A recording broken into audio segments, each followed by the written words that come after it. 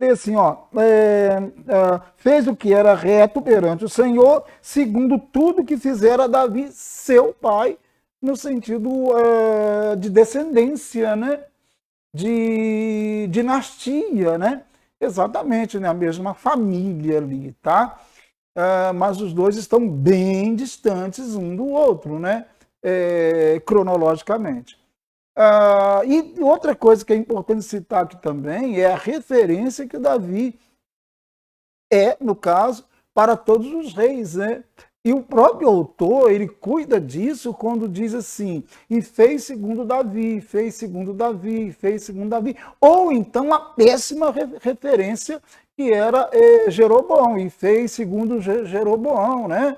Então, quando refere-se a Davi, refere-se, claro, o modelo, o ideal de um rei, né? Um rei bom, né? E quando refere-se a Jeroboão, está aí, claro, né, a ideia de um péssimo rei, que era Jeroboão, né? E quando nós pensamos em bom rei e péssimo rei, a gente tem que pensar em duas coisas básicas, né? Um não era idólatra, no caso Davi, e o outro era idólatra, no caso Jeroboão. É simples assim, não é difícil entender isso, né, gente? Está no capítulo 19, verso 14. Tempo para você aí procurar o texto aí. Segunda Reis 19, do 14 ao 19, né? Está aí a oração de Ezequias. É, isso. Vamos começar do 14 para fazer a introdução, tá? Vamos ler o 14, tá? Segunda Reis 19, 14. Diz assim: tendo Ezequias recebido a carta das mãos dos mensageiros, leu-a. Então subiu à casa do Senhor, ele, né? Subiu à casa do Senhor, estendeu-a perante o Senhor. Olha bem, gente, olha o que ele faz, né? Como diz aquele narrador, né? Olha o que ele faz, olha o que ele faz.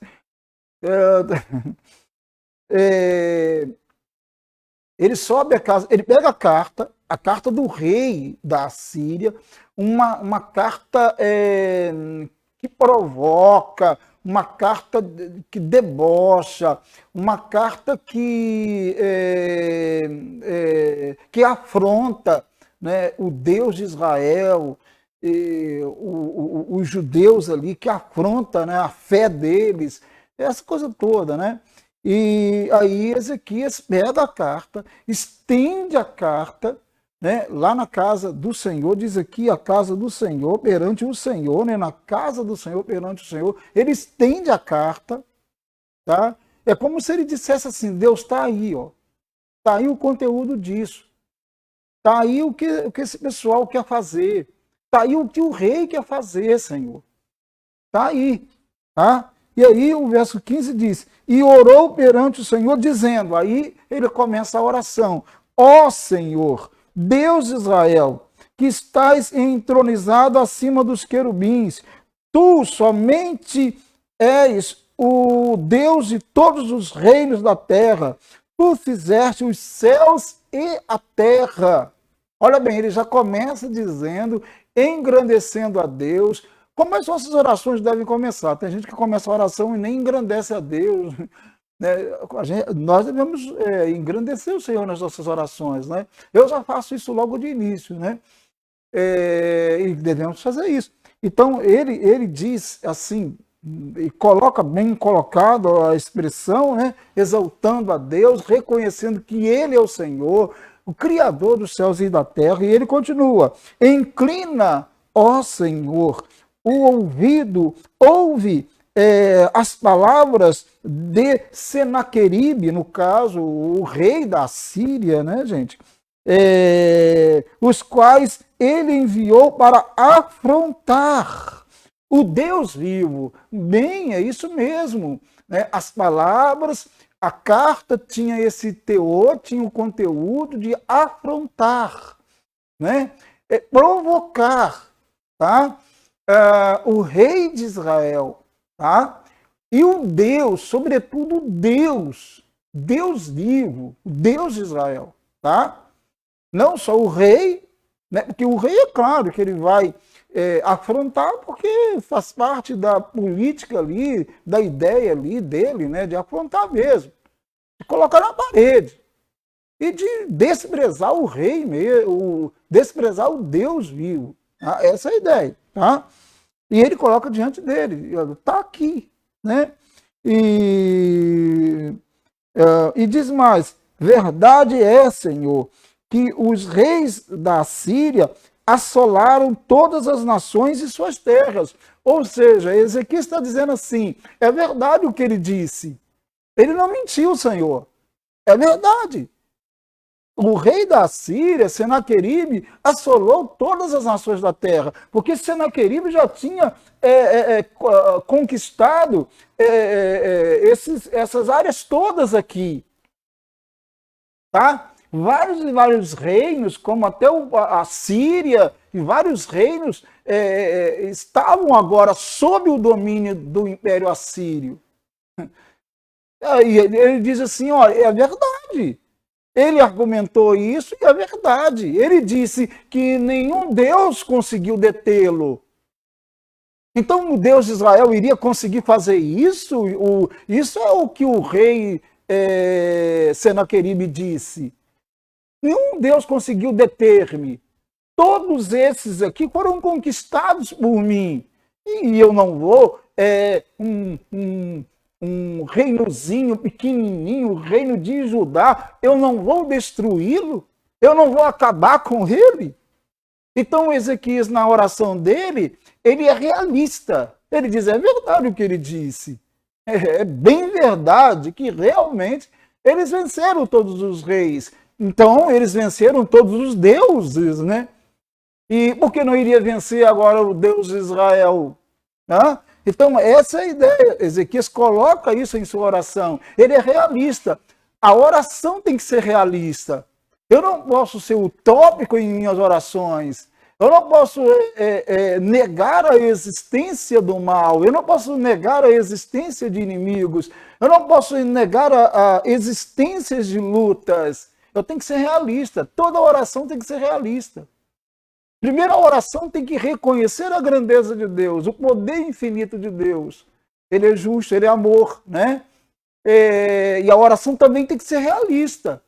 Eu tenho que dizer para Deus, claramente, está acontecendo isso. E tu sabes que realmente é assim mesmo. Né? E nesse caso, Ezequias diz, olha, o meu inimigo, ele fez isso. O meu inimigo realmente, ele desbancou, ele destruiu cidades, reinos, ele subjugou os deuses. Então, por que ele não iria fazer isso com Israel? Né? Então, ele está sendo realista. Uma oração tem que ser realista. Se não for realista, né?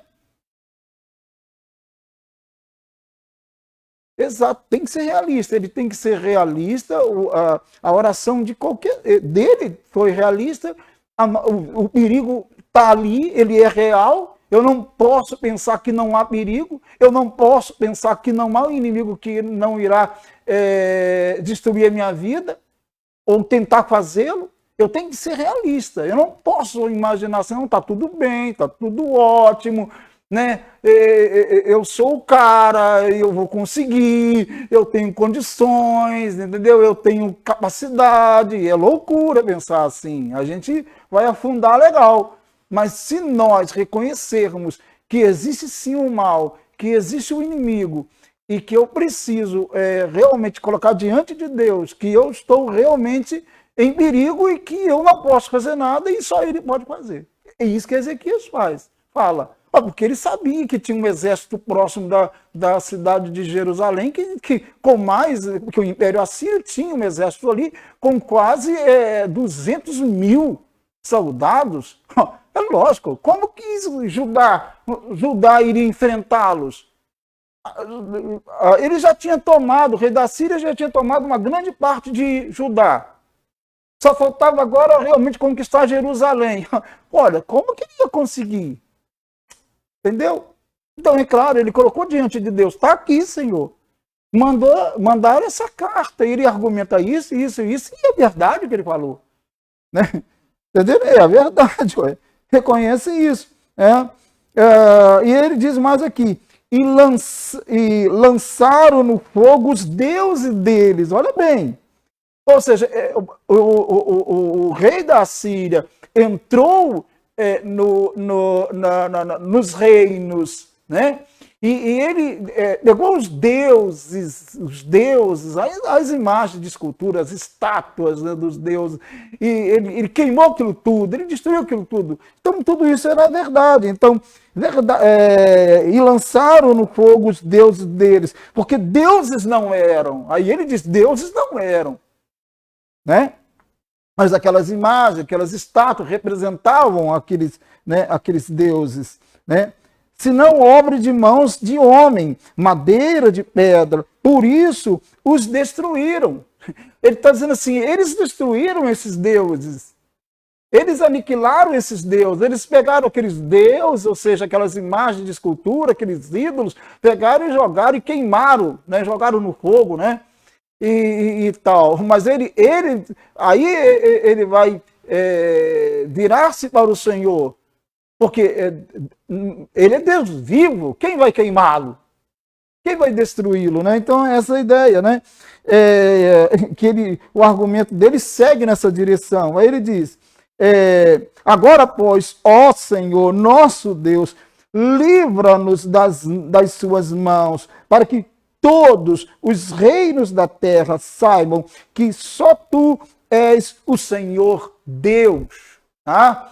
Só Ele é Deus, só o Senhor é Deus, o Deus vivo. Ninguém queima, ninguém destrói, ninguém joga no fogo, né? E é isso daí. Então, essa é a oração de Ezequias, um rei que tem fé, mas ele é realista diante de um perigo, diante de um exército inimigo poderosíssimo. Ele reconhece a sua incapacidade de vencer, ele coloca diante de Deus, acreditando que o Deus vivo, sim, ele é poderoso para destruir o rei da Assíria. E pela graça de Deus, o rei Ezequias consegue, não pelo seu mérito, mas pela graça de Deus. É isso aí.